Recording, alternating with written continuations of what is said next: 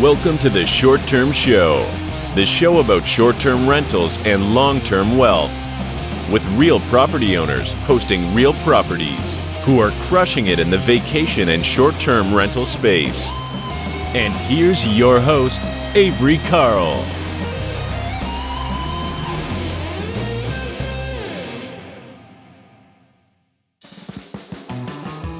This episode of the Short-Term Show has been brought to you by your friendly short-term shop real estate agent. We are hyper-local and totally dedicated to your success. Whether you want to buy your next short-term rental or sell the one you currently own, we would be honored to earn your business. We are in all of the best vacation markets in America. Find us at theshorttermshop.com. That's theshorttermshop.com. Brokered by EXP. Hey guys, welcome to another episode of the Short-Term Show. Today we have a really cool guest. Her name is Cline. She comes from the luxury hotel space. So I always find these types of stories to be really interesting because most of the people we talk to come from the investing space into the hospitality space, and she's done it the other way around. So really interested to hear her story today. How's it going, Katie? Very good. Thanks for having me on, Avery. Big fan of the show. Oh, well, thank you so much for coming on. Thanks for listening. Of course. All right. So let's start at the beginning. Why don't you just tell us a little bit about yourself, a little bit of background, and how you got into real estate investing? Absolutely. So much like you said, I'm a bit newer to the STR space. I just closed on my first STR property at the beginning of this year. I also own a long-term rental abroad in London where I was just living for the last 6 years. So that was kind of my first step onto the real estate ladder. But just like you said, I'm coming at this from a deep background of hospitality. I worked for some of the largest hotel companies, looking after global communications for brands like the Ritz-Carlton, Edition, Bulgari, St. Regis, W Hotels, you name it. So it's been really, really fun to apply the lessons from that space to my own personal STR. We have a joke in the hotel world where we're always like, well, one day I'll have my own hotel and I'll be able to do all these things right. And, as you know, owning STRs feels like having a little mini hotel sometimes. Yes, it totally does. Sorry, I was stuck on mute. No worries. Yeah. So, well, let's talk about that. So where is your STR? It's in the Lake George area, so upstate New York, in a town called Bolt Landing. Okay. And why did you choose that area? Or is there a specific reason? There is, yeah. My husband and I, we started dating about 15 years ago, and we used to spend every summer camping in the Lake George area. So we'd always go up there and have the dream of, one day it would be wonderful to own a property there. So as I mentioned, we were living in the UK for about 6 years. We decided to move back to the States. Unfortunately, my mother is quite ill. And we knew we wanted to move back to the New York City area to be close to my mom. But obviously the real estate market here is a bit crazy. And not knowing if we want to stay in New York City long term, it just wasn't even worth attempting to look at the astronomical numbers here. So we thought maybe this is the moment to start looking at short-term rentals. And that felt like a perfect introductory market to us.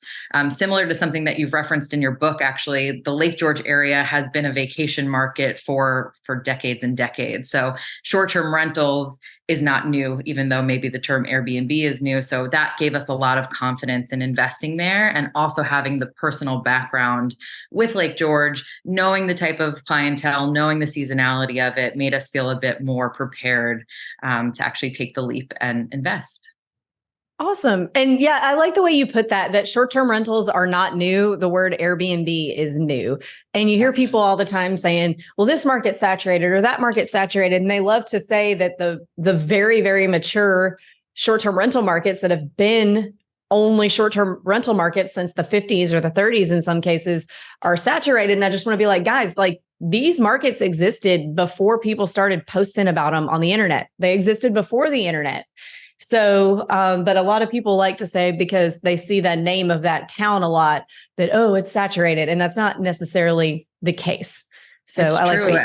In our experience too, it actually gives a real hole in the market. If you look at a lot of the listings, A lot of them are not renovated or not to maybe the kind of Instagrammable decor and design that a lot of us are looking for when we travel. A lot of the listings are still using iPhone photos or, not really showcasing the properties in a way that you would market a proper business. So while there are a good amount of short-term rentals in the Lake George area, it was a bit, I don't want to say easy, but easy to stand out from the rest just by coming at this with a different perspective. Yeah, let's talk about that. So what are some of the key things that you learned in the hotel industry that have translated over really well to being a short-term rental investor? I think something that the hotel industry does really well is understands branding. And this doesn't mean all brands do it well. I think good brands, you want that kind of visceral reaction. And I think W Hotels does it really well. When you walk into a W Hotel, you think, oh my gosh, I love this. Or you think, wow, I hate this. There's really no in between. And that's great. That means W stands for something. They're specific. They know who they're talking to. And it's not going to appeal to everyone along the way. I think it's those brands that try to be everything to everyone that just come off quite beige and bland and end up meaning nothing to anybody. So I think that's really important for us as STR owners to think like, who am I as a brand and what do I represent? And then within that, it's really understanding your unique selling points. So when I think about how we would open new hotels or renovate existing hotels, we would travel to that market to first get an understanding of what does it mean to be in that destination.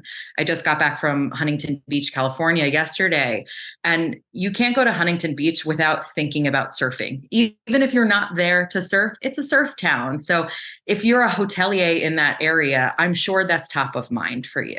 But then once we would understand what the destination meant and really what it was bringing to the table that was different from other areas around it, we would understand what our hotel had or was going to have that was different than the other hotels in the area.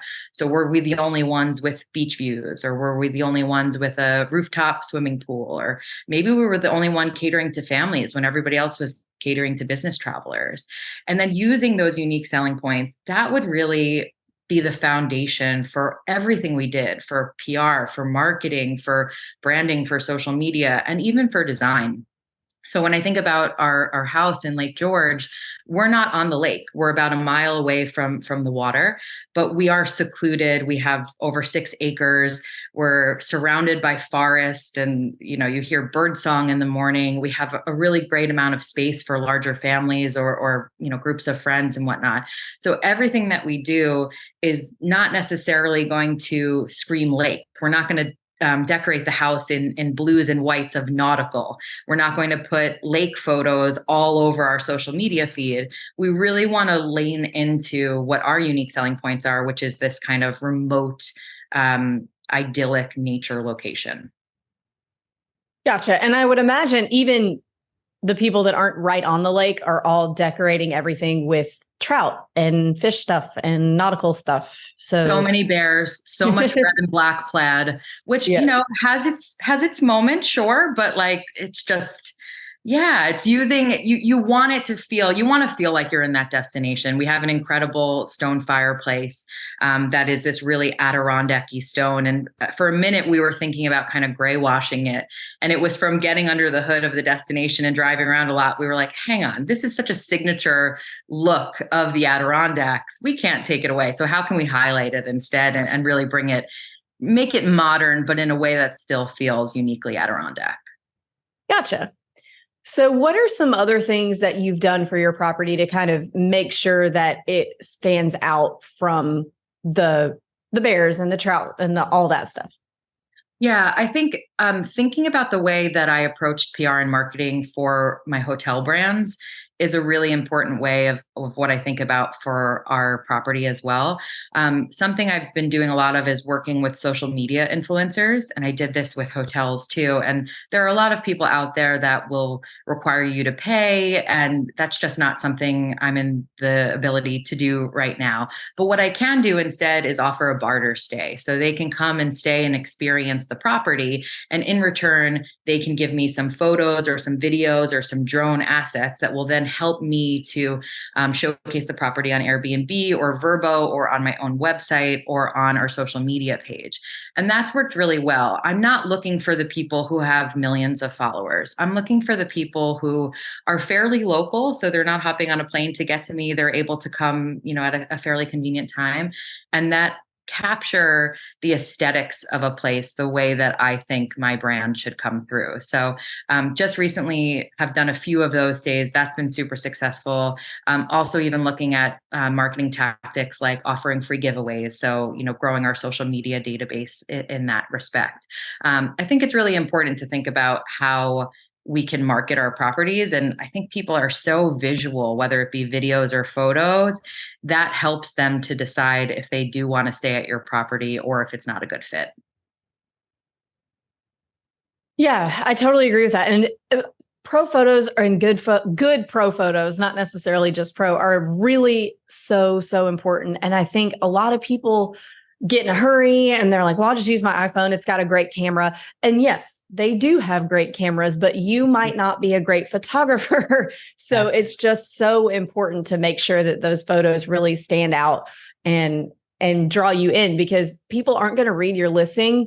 They're never going to click to read your listing unless the photos grab them and suck them in. So that's so important. And how are you showcasing your property in a way that's true to what it is? It was funny. In one of our first photo shoots, I was talking to the photographer and she said she shoots a ton of places. And I said, oh, have you ever had to make a place that wasn't really great, look good, or vice versa or whatnot? And she said, I do feel bad sometimes when a place looks really good in photos, but from her being there, she's like noticing a smell or noticing things aren't as kept up to date as possible. And I think the last thing you want is people to arrive and have their expectations dashed. You want them to come in and actually be even more impressed. When I used to work for a brand called Le Meridian, we did some customer research and realized that it's within the first 10 minutes of a guest arrival that sets the tone for the entire stay. So with the hotel side, we were thinking about, how do we redesign lobbies? How do we create this guest experience to make sure we're over delivering in that first 10 minutes? And I think that's something really important for STR owners too. And that's much more than, did you give the lockbox code, or how are they actually physically getting into your property? But it's, did you give detailed enough directions so that they're not getting lost and passing the house a few times? Or is there a light that comes on at night if they're arriving in the darkness? And just really thinking through, if you are that guest, how can you make sure that when you first walk in, you're thinking, this is going to be fantastic? Because we all know as hosts, if that's their first experience, the rest of the stay is going to be easier than if we're going to be having to recover from a poor arrival experience. I totally agree with that. And that's not something that I've thought about really before, that for how crucial the first 10 minutes is, because if they have a hard time getting in, then they're going to be like, they're already annoyed, or They couldn't find it. They're already annoyed. So anything else that happens, they might be a little bit more sensitive to. Exactly. Or you walk in and you see something is not as clean as you expected it to be. Now, all of a sudden you're looking around and you're inspecting every inch of the house, versus if you walk in and everything is, appears wonderful, you're not going to have that critical eye. Yeah, got it. So very, very, very good tip. So you're doing all this marketing with social media influencers and stuff. Are you doing a lot of direct bookings because of that? I'm not actually. It's funny, in listening to your podcast and a lot of other amazing podcasts out there, of course, there's so much conversation around direct booking. Maybe it's because I'm new, but I see a lot of positives to working with Airbnb. I also work with Vrbo, but I see the majority of my bookings come from Airbnb. I like the fact that I don't need to worry about a payment platform or legal or, air cover and all those types of things that Airbnb is taking care of for me. I don't need to put together the contract for them to sign. I know different hosts have different opinions on this. And, potentially if one day I have many more doors in the future, I might feel differently on that. But I do think the value that Airbnb and similar OTAs provide for the fee that they're costing is kind of, fair to me. Yeah, I agree with that. I'm a big Airbnb fan. I'm at this point in my career, I'm tired and I don't want to have to be doing a lot of things all the time. Yeah. I just had a friend in a group text earlier this week say, Oh, well, somebody just that stayed in our house did a chargeback. They stayed in it like 3 months ago and they just did a chargeback now. And I don't want to have to deal with that. I totally agree. Let's let somebody else deal with that. I feel the same way. And, I see the value of what they're doing in terms of marketing the fact that you can prepare your house and turn it on and within 1 week, if not less, have a booking. That's the value that they're providing to us as hosts. So, and of course, we know the value that we're providing to the platform as well, but I see it as a symbiotic relationship. Of course, if fees change in the future, we might feel differently, but right now it's working very well for us. I totally am on the same page with you. I get the idea and the importance of the direct booking sites, and I have one, but we don't push it like a lot of people do just because we're doing fine the way we are. Exactly. Yep. Yeah. I think another thing that's really interesting from the hotel world to STRs is thinking about design. So I wasn't, of course, a hotel designer, but I was friends with a lot of people who were, and still to this day, I'm friends with them. And I called up one of them when we acquired this property and said, tell me about what you think about when you're designing a hotel room versus when you're designing your home. And I think we all know that people, when they stay at hotels, they say they want it to feel residential, and they do. But if you think about that 300-400 square foot space, that's serving as a place for you to sleep, for you to eat, for you to work, for you to get ready. I mean, it's doing a lot of jobs in a small amount of space. So, some of the tips that she said to me were, number one, paint is your best friend. And that couldn't be truer. The house that we purchased, just getting rid of all of the bad carpets and curtains and putting a fresh coat of paint on the walls. I mean, it already looked 100 times better than when we started.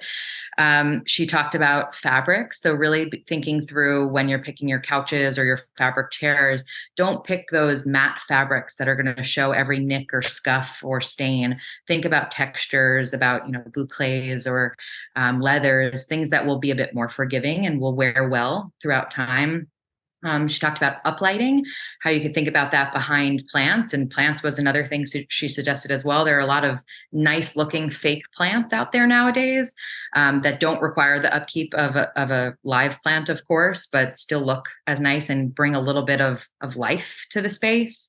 And surfaces in your dining area. You don't want the wood table that can scuff easily or that's going to leave ring marks, because we all know people are not going to use your coasters. It's really nice that we leave them out, but they're not going to use your coasters.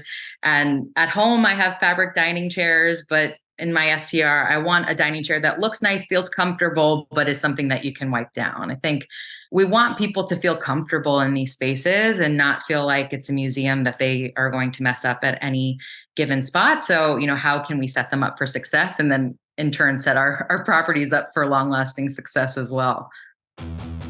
Hey guys, hope you are enjoying this week's episode of the Short Term Show. We are loving it. We are loving interviewing all these guests for you guys, and we hope you're getting a lot of value out of it. And we really love you guys. We love you so much that we have created a community just for you. We have a Facebook group specifically for short-term rental investors, and there are tons of great posts every day sharing best practices, learning new things from other short-term rental investors, and we would love to see you over there. The name of the group is the same name as my book, Short-Term Rental, Long-Term Wealth. Head over and join the conversation. We look forward to seeing you over there. Thanks, guys. If you like what you're hearing, if you're picking up what I'm putting down, you can join me on a live weekly call to talk about your next short-term rental or ask questions about the one you already have. I am live once per week on Zoom and would love to have you come and say hello. It's strquestions.com. That's strquestions.com. Come and join us. Yeah, that's so important, that you want it to feel luxury, like they're really excited to be there, but at the same time, not so much that they feel like they can't sit down. Exactly. Finding that balance. Absolutely. Yeah. So what else have you learned from the hotel world that you've brought over to the short-term rental world? Because I find that so fascinating, that whole, and you're the second person we've had on that came from the hotel world that got into short-term rentals, and how there are so many similarities, but on the bigger picture there seems to be a lot of friction between those two entities? Yeah, I think it depends how you look at your business, right? Like, and I'm in like these Airbnb host groups for the area. And, there was a question recently about allowing bachelorette parties or not. And you have so many people who I think are understandably so protective of their assets that we're forgetting we're in the business of experiences, right? No one comes home from a vacation and says, "Oh, I just loved that couch," or "Man, the woodwork on that home was incredible." I mean, maybe they do, sure, but more likely than not, they're saying, "I had such a great time with my family," or "We, had a blast playing board games every night together and felt really connected after we left that experience." So I decided at the very beginning of this, I'm going to assume good intent from all of my customers and my clients, and be there to really support them and get to know them and understand why they're visiting, and be that kind of personal concierge to them, not in terms of booking things for them, but just giving those suggestions to them before they arrive. I think hotels do a good job of understanding their customers and having it as a two-way conversation too. So first is before they arrive, hotels, we spend a lot of time talking about feeder markets. So where are your customers traveling from? That helps you for two reasons. One, it helps you to understand their arrival experience in terms of before they walk through the door. So did they fly to get to you, or did they drive to get to you, and where are they coming from? And then secondly, it helps you to know where to market in the future. So if for me in Lake George, I know they're coming from, kind of the surrounding drive states. If I want to look at ads in the future, or, working with influencers who have reach in certain areas, I'm a bit more able to be targeted to people who are more likely to come and stay. And then I think the other half of that is the fact that it's a two-way dialogue. So after the stay is over, or even during the stay, what can we be learning from our customers as well? So I have always lived in big cities in my adult life. So the fact that our short-term rental is about a 40-minute drive from Saratoga Racetrack, I thought that's two different trips. 40 minutes, that's so far away. If you're going there, you're staying over there, surely you're not going between the two. And what I learned through this first busy summer season was more than half of my guests were actually spending at least a day at the races as well. So that helps me to understand how I can then cater to future guests and, suggest that to them, and understand different experiences that I can suggest to them if they are indeed going to the races. So I think knowing your customer is just crucial, probably for any business, but of course in our world of hospitality. Yeah. And I think that what I appreciate most as a guest is, back to your in the first 10 minutes or even before the first 10 minutes thing, is a digital guidebook. So there are things that I need to know when I'm hauling my two small kids and my husband, who might as well be a really tall, small kid, and sometimes Chihuahua with us. There's things that I want to know before we get there that I'm not going to bother the host with messaging to ask. So I want to know what kind of coffee machine and what kind of coffee is there, like what I need to get at the store, what's there, so I know what I need to get on the way in, so I don't have to leave again when I get there. And things that I want to know, is grocery delivery available? I'm a big fan of that. I would rather not have to stop on the way in. Or is there what DoorDash, is that available there? These are all the things that I want to know, because that affects what I do before I get there. Definitely. And I think that's so key to knowing your customer. For someone like myself as well, I live on, DoorDash or Grubhub or what have you, and was really interested to see that doesn't exist where my short-term rental is. So that's fine, of course, but a lot of my guests are in similar aspects. So telling them before they arrive, hey, just so you know, you can pre-order your groceries here. Unfortunately, no one delivers. Or if you want pizza, you have to actually pick up the phone and call, and then they'll drive out to you to deliver it. So yeah, absolutely. Knowing your customer, and then how can we reduce any friction for them during their stay so that they can just enjoy their vacation. Yeah, I'm 100%. All right. So is there anything else that I haven't asked you that you think our listeners could benefit hearing from you before we move on to the final three questions of the show? I would say two things. One of the biggest kind of buzzwords in the hotel world is surprise and delight. So we're constantly thinking about ways to go above and beyond for our guests. And I would encourage all of us as STR owners to do that as well. For me, it's a welcome amenity, a branded tote bag that I've created to carry towels to and from the lake when people are going, something that they can then keep and hopefully use again in the future and think back to their stay and hopefully book again. The other thing is being hyper local. And I think this is an area that STRs actually have a leg up against hotels. If you want to feel like you live in a destination or like you are a local, something that really ruins that is walking in and out of a hotel lobby. You very quickly realize you're not a local, but walking in and out of your home in a location really does that. It makes you feel so a part of the locale. So I think we should celebrate that, and we should really lean into things that excite the destination and show it off the best. In the past, 20, 30 years ago, when people traveled, they were looking for the big box hotels that looked, felt, and smelt the same, no matter where in the world you are. But I think nowadays, when people travel, mostly they do so because they want to feel like they're someplace else. So how can we as hosts encourage and enable our guests to see the best of the destinations that we know probably better than anybody? Great advice. So on to, now that we're running out of time, on to the last 3 questions of the show that we ask every single person who comes on. So first one is, what advice would you give 20-year-old Katie?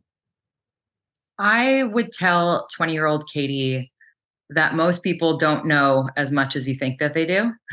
and don't underestimate your ability to figure things out. I think in anything in life, but particularly in real estate, it's really easy to convince ourselves that, everyone else knows more than me, or has more money to invest, or comes from circumstances that set them up better for this than I do. And I think we need to quiet that imposter syndrome to allow ourselves to actually take the first step. I worked for a woman in the very beginning of my career who was a great mentor to me. I became very close with her and her husband. And when she was leaving the business, her husband said to myself and a coworker, you guys will always be successful because you know how to figure things out. And we were about 24 years old at the time. So we started laughing. He said, why are you laughing? Said, because everyone knows how to figure things out. Like, that's a prerequisite to working. And then he laughed at us and said, oh, you guys would be surprised. So I think if you really want something, don't let the imposter syndrome hold you back, and never underestimate the ability to find creative solutions to make it happen. Great advice. And next question, you're so right. Like, so many people cannot figure it out. Okay. Next, I'm just thinking of examples in my brain. Next question. What advice would you give a new investor who's interested in getting started today? I would say the 2 things that were most important to me. The first was know your worst case scenario. So I was able to run the numbers and realize that if not one guest came, I would be okay to make those monthly payments. Now, of course, my goal was for many guests to come, but it helped me sleep at night to know that if worst case scenario happened, I was okay. And then the second thing is invest in something that you yourself would be a customer of. First of all, that helps you to understand your customers and anticipate their needs so much more. But secondly, going back to that worst case scenario, if worst case scenario happens, when you don't have bookings, you yourself will be excited to use the property as well. Yeah, I think a lot of people forget about that part, that you will be excited. It's okay to have an off season, and you get to use it during the off season without cutting into your income. And that's awesome. Absolutely. And last question, what's your favorite book that's impacted your mindset? I loved your book, Avery. I think it's really good for everyone to make sure that they read that. In addition to that, I would suggest I Will Teach You to Be Rich by Ramit Sethi. It's not a real estate investing book, but it's a really great precursor to personal finance. And personally, I think it's important to have your personal finances in order before you start investing in real estate. I also would highly recommend Simon Sinek's Start With Why. He does a really good introduction into the concept of purpose. And I think whether it's the purpose of why our guests are coming to stay, or the purpose of why we are getting into real estate investing to begin with, it's a good big picture question to take everything back to. Great recommendation. So Again, Katie, thank you so much for coming on. If our listeners want to follow you or your property on social media, how do they do that? Yeah, we're at Trout Landing on Instagram. Would love to hopefully welcome everyone as guests as well. All right. Well, thank you so much, guys. And we will catch you on the next episode of the Short Term Show. You'll have a great week.